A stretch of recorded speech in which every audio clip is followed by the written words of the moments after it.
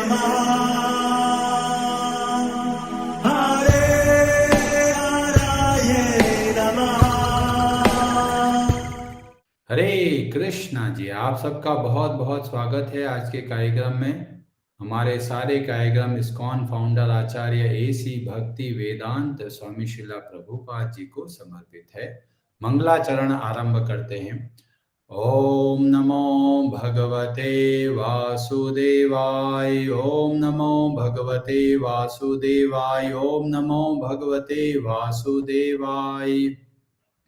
ओम अज्ञानतिमिरान्धस्य ज्ञानाञ्जनशलाकया चक्षुरुन्मीलितं येन तस्मै श्रीगुरवे नमः। श्रीचैतन्यमनोभीष्टं स्थापितं येन भूतले स्वयं रूपः कदा मह्यं ददाति स्वपदान्तिकं। वन्देऽहं श्रीगुरो श्रीयुतपदकमलं श्रीगुरून् वैष्णवांश्च श्रीरूपं साग्रजातं सहगण रघुनाथान्वितं तं सजीवं साद्वैतं सावधूतं परिजनसहितं कृष्ण चैतन्यदेवं श्रीराधाकृष्णपादान् सहगण ललिता श्रीविशाखान्वितांश्च। नमः ओं विष्णुपादाय कृष्णप्रेष्ठाय भूतले श्रीमते भक्तिवेदांत स्वामिनिति नामिने। नमस्ते सारस्वते देवे गौरवाणी प्रचारिणे निर्विशेष शून्यवादी पाश्चात्य देश तारिणे। नमो महावदन्याय कृष्ण प्रेम प्रदायते कृष्णाय कृष्ण चैतन्य नामने गौर तुषे नमः। हे कृष्ण करुणा सिंधु दीनबंधु जगतपते गोपेश गोपिका कांत राधा कांत नमोस्तुते। तप्त कांचन गौरांगी राधे वृंदावनेश्वरी वृषभानुसुते देवी प्रणमामि हरिप्रिये। वाञ्छाकल्पतरुभ्यश्च कृपा सिन्धुभ्य एव च पतितानां पावनेभ्यो वैष्णवेभ्यो नमो नमः। जय श्री कृष्ण चैतन्य प्रभु नित्यानंद श्री अद्वैत गदाधर श्रीवासादि गौर भक्त वृंद। हरे कृष्ण कृष्ण कृष्ण हरे हरे हरे राम राम राम हरे हरे।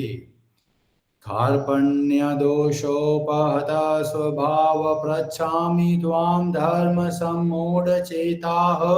यच्छ्रेयस्या निश्चितं ब्रूहि तन्मे शिष्यस्ते अहं शाधि मां त्वां प्रपन्नम्। भगवद गीता अध्याय 1 श्लोक नंबर 29 आरंभ करते हैं। व्रजेश्वरी जी आप पढ़ेंगे संस्कृत। हरे कृष्ण। वेपथुश्च शरीरे मे रोमहर्षश्च जायते गाण्डीवं शंसते हस्तात् त्वक्चैव परिदह्यते। हरे कृष्ण। हरे कृष्ण जी। वे पथुः शरीर का कंपन, च भी शरीरे शरीर में मेरे, रोम हर्षः रोमांच, च भी जायते उत्पन्न हो रहा है, गांडीवम अर्जुन का धनुष गांडीव संसते छूट या सरक रहा है, हस्तात हाथ से, त्वक त्वचा च भी एव निश्चय ही परिदह्यते जल रही है। मेरा सारा शरीर कांप रहा है, मेरे रोंगटे खड़े हो रहे हैं, मेरा गांडीव धनुष मेरे हाथ से सरक रहा है और मेरी त्वचा जल रही है। हरे कृष्णा जी। बहुत सारे लोग ऐसा सोचते हैं कि भगवत गीता के पहले अध्याय में तो कुछ ज्यादा कुछ है नहीं, आरंभ तो वास्तव में दूसरे अध्याय से होता है। पर जो लोग ऐसा समझते हैं वे भगवत गीता के महत्व को नहीं समझ पाते। भगवत गीता का जो प्रथम अध्याय है वो आधार है। कौन सी परिस्थिति में हम भगवत गीता के सिद्धांत को लगा सकते हैं। और यहाँ पर हमें देखने को पता चलता है अर्जुन का जो भाव है कैसे बदल रहा है। पहले बहुत उत्साह है और अब उनका शरीर कांप रहा है और हाथ से धनुष नीचे गिर रहा है, मतलब कुछ पकड़ भी नहीं पा रहे और हाथों में पसीना आ रहा है। कई बार आप लोगों में देखा होगा कि कभी कुछ घबराहट होती है तो ये लक्षण हमको देखने को मिलता है। खासकर बहुत सारे जो स्त्रियां है, टीवी में सीरियल में कहीं इमोशनल सीन आ जाता है तो वह भी उदास हो जाते हैं, वह रोने लग जाते हैं। पर पुरुषों में देखा जाता है कि ये इमोशनल जो है, भावुकता है, थोड़ा उनको कंट्रोल रहता है। और उसमें भी अर्जुन की बात करें, इतना महान योद्धा, इतना मजबूत, इतना स्ट्रांग व्यक्ति, और उसके आंखों में आंसू आने वाले हैं, उनके पसीने आ रहे हैं, हाथ के जो चीजें पकड़ नहीं पा रहे, पूरे शरीर में रोमांच हो रहा है। और ये बहुत अद्भुत स्थिति है, इसको बोलते हैं बहुत हाई लेवल का इमोशनल ब्रेकडाउन। हमारे जीवन में भी इमोशनल ब्रेकडाउन आते हैं, कई बार हम लोग भी हताश हो जाते हैं, निराश हो जाते हैं, जीवन में बहुत सारे दुख आ जाते हैं। और जब कोई बोलता है अरे जी भगवत गीता पढ़ो, तो वो लोग बोलते हैं अरे जी अभी बहुत चिंता है जी हमको, अभी थोड़ा मन शांत होने दीजिए फिर भगवत गीता पढ़ेंगे। पर जब हम अध्याय 1 को पढ़ते हैं तो हमें पता चलता है जब हमारे जीवन का सबसे कठिन समय हो, जब परिस्थितियां विपरीत हो, कोई सहारा नहीं दिखे, ऐसे समय में भगवत गीता का ज्ञान हमारे लिए बहुत लाभदायक है। जब मन प्रसन्न हो तब भी लाभदायक है, और जब मन उदास हो, चिंतित हो, दुखी हो, उस समय में भी भगवत गीता हमारा मार्ग बता सकती है। और ये वास्तव में ये हमारे आधार को स्थापित करता है कि जीवन में दुख आए तो ये नहीं भगवत गीता को छोड़ दिया, जी आज बहुत चिंता है जी आज नहीं पढ़ेंगे। कई लोग बोलते हैं जी आज तो बहुत उदास है जी, परिवार में कुछ दुखद घटना हो गई है इसलिए आज गीता जी का पाठ नहीं करेंगे। पर ऐसे समय में ही तो भगवत गीता सबसे अधिक हमको लाभ पहुंचाती है। और इसलिए चाहे जीवन में सुख आए चाहे जीवन में दुख आए, दोनों ही परिस्थितियों में हमें भगवत गीता के सिद्धांतों को समझना है और अपने जीवन में उतारना है। अगर आप सोचिए अर्जुन अगर इस परिस्थिति में जाता ही नहीं तो क्या वह भगवत गीता का ज्ञान हमको प्राप्त होता? शायद हमको प्राप्त नहीं होता। तो जीवन में भी जब कुछ परिस्थितियां ऐसी आती है जिसमें हम हताश हो जाते हैं तो हमको सोचने की आवश्यकता है, क्या यह हमको कुछ शिक्षा देना चाहता है? लोग दुखों से भागते हैं, पर भगवत गीता का ज्ञान, शास्त्रों का ज्ञान हमें सिखाता है जीवन में दुख परिस्थितियां जो विषम है, जो प्रतिकूल अवस्थाएं हैं, वो ऐसे ही नहीं आती। उनके अंदर एक बहुत अद्भुत शिक्षा छिपी हुई होती है और हमको चाहिए कि उससे हमको प्रेरणा मिले, हमें पता चले कैसे हम स्थिति से बाहर निकले, उसके लिए क्या प्रयास कर सकते हैं। और इसलिए जीवन में इमोशनल ब्रेकडाउन आता है तो घबराना नहीं है, सही जगह पर मार्ग ढूंढने का प्रयास करना है। और यही प्रेरणा हमको भगवत गीता देते हैं। अर्जुन भी बहुत हताश हो रहे हैं, निराश हो रहे हैं और कोई डर नहीं लग रहा उनको। कई लोग सोचते हैं मृत्यु का डर होगा इसलिए डर रहे हैं, नहीं, उनके मन में दया का भाव है। वो सोच रहे हैं इतने लोग मारे जाएंगे, खून की नदी बहने लगेगी, इतने सारे लोग, क्या भविष्य में कितना विषम स्थिति आ सकती है। और थोड़े समय पहले भगवान श्री कृष्ण ने बोला था पश्य कुरुन, हे अर्जुन इन सारे कुरुओं को देखो, वापस सोच विचार के कार्य करो। और अर्जुन अब उस सोच विचार में पढ़ के लग रहा है अरे युद्ध तो बहुत खराब चीज है, इससे अच्छा तो हमको अच्छे से सन्यासी बन के चले जाना चाहिए। तो अर्जुन वापस सोच रहे हैं क्या सच में युद्ध की आवश्यकता है या नहीं। और ये सारे भाव उस परिस्थिति के हिसाब से बता रहे हैं कि अर्जुन का मन अभी अस्थिर हो रहा है, सोच रहे हैं अरे युद्ध करने से तो कोई फायदा नहीं है। और यह भगवत गीता का ज्ञान हमको मार्ग बताता है कि हम लोग भी किसी न किसी वस्तु या व्यक्ति के पीछे अपनी भावनाओं को बहा देते हैं, पर वो स्थिति हमेशा एक जैसी नहीं रहती। जिस वस्तु से बहुत लगाव होता है एक दिन हमसे छिन जाती है। जैसे कई बार नई कार लेके आते हैं तो बहुत अच्छा लगता है, अरे भाई मेरे पास नई कार आई है। अगले दिन ही छोटा सा एक्सीडेंट हो गया, डेंट आ जाता है तो लोग आंसू बहाने लग जाते हैं। क्यों? क्योंकि जो भाव है हमने कार में जोड़ दिया। कई लोग किसी जानवर के प्रति बहुत आसक्त हो जाते हैं और उस जानवर को अगर कुछ हो जाए तो बहुत चिंता करते हैं। तो ये जो भावनाएं हैं हम जब संसार में लगा देते हैं तो बहुत दुख देते हैं।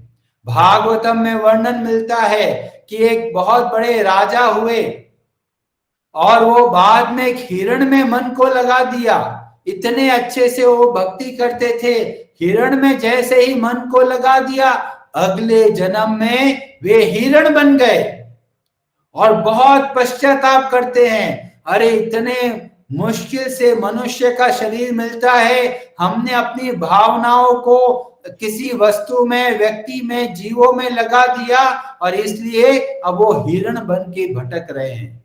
और इसलिए हमको सावधान करते हैं, मन में जो भावनाएं आती है जब हम इधर उधर लगाते हैं तो हम संसार में फंस जाते हैं।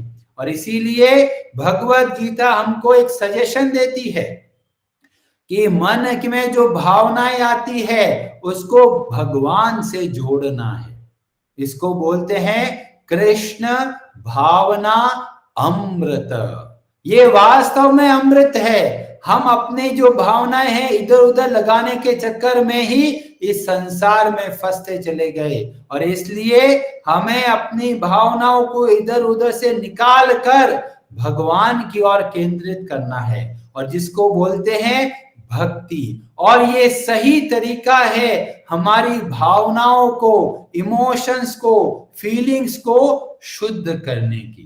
ऐसा नहीं है कि जब हम भक्ति में आगे बढ़ते हैं हमारा हृदय कठोर बन जाता है, नहीं। भक्ति में आगे बढ़ते हैं तो हमारी भावनाएं, हमारी फीलिंग्स बहुत शुद्ध हो जाती है और इसलिए भगवत गीता हमको बताती है हम अपनी भावनाओं को कहां पर फोकस करें, कहां पर केंद्र बिंदु बनाएं।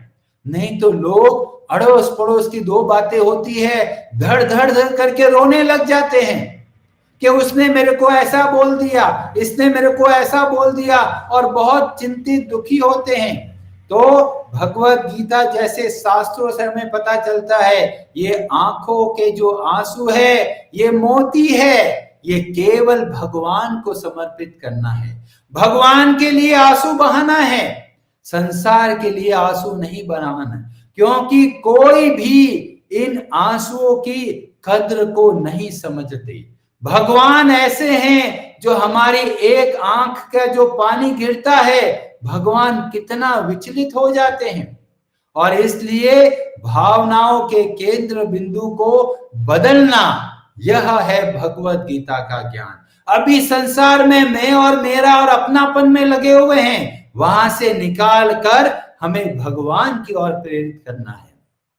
सारी भावनाएं जब हम भगवान की ओर केंद्रित करते हैं तो हमें बहुत अद्भुत भाव प्राप्त होते हैं, बहुत अद्भुत एक जो आनंद की प्राप्ति होती है। चैतन्य चरितामृत में बताया गया, श्री चैतन्य महाप्रभु जब जाते हैं जगन्नाथपुरी और भागते हुए जाते हैं जगन्नाथ जी के सामने और इतना भाव विह्वल हो जाते हैं कि वे बेहोश हो जाते हैं।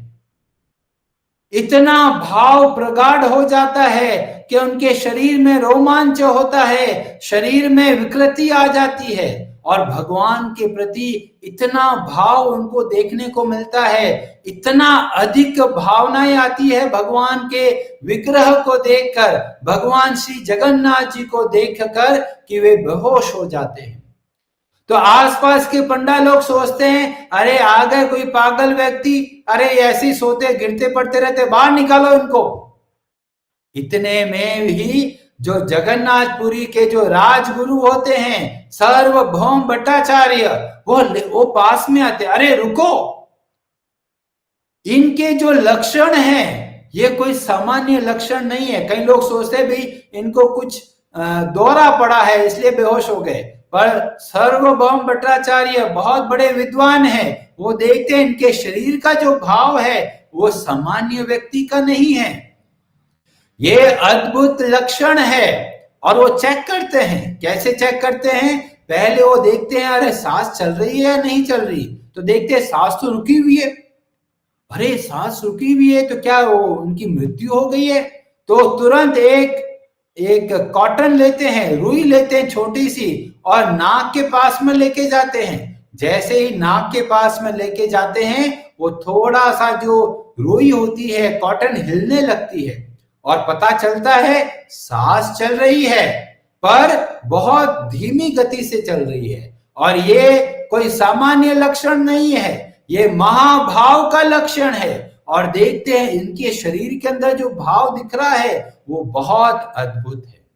प्रभुपाद जी भी यहाँ पर बता रहे हैं दो तरह का शरीर में कंपन होता है, दो तरह से रोंगटे खड़े हो जाते हैं, एक संसार को लेकर और एक भगवान को लेकर। श्री चैतन्य महाप्रभु बताते हैं कि जो उनके भाव प्रकट होते हैं वो सब आध्यात्मिक है, वो सारे अद्भुत भाव है।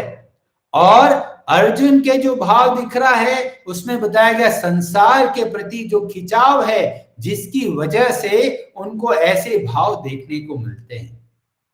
तो भगवान के भक्त भी भावुक होते हैं, ऐसा नहीं कि उनका हृदय पत्थर की तरह होता है, उनका हृदय भी बहुत कोमल होता है।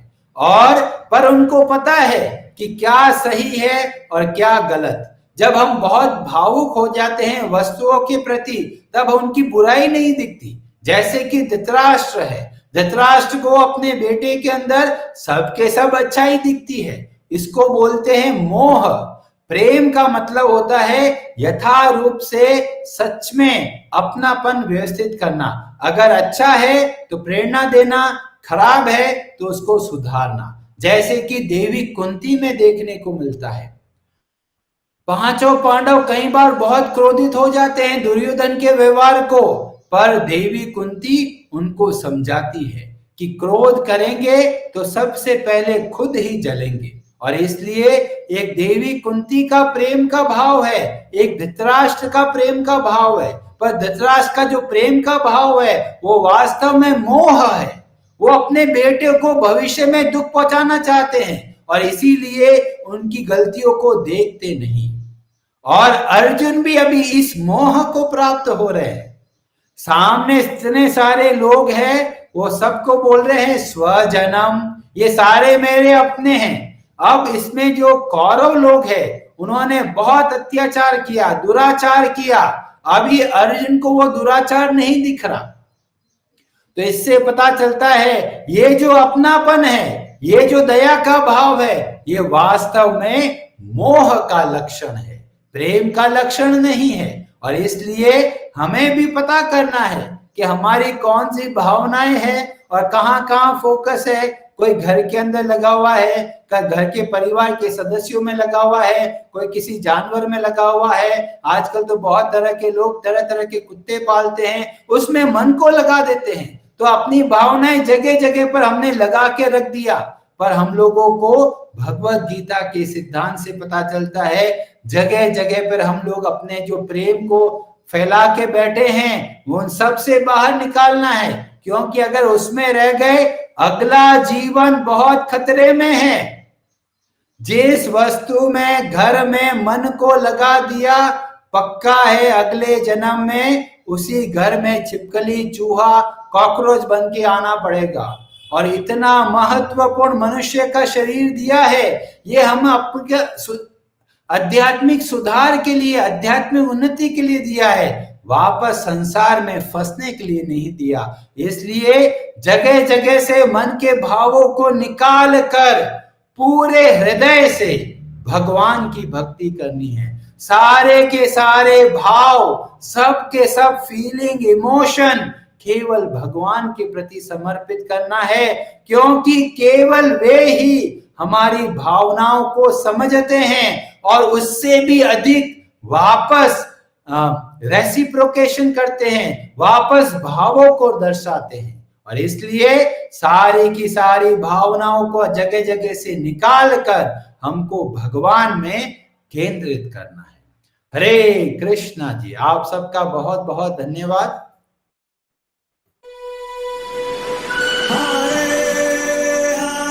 Hare Namaha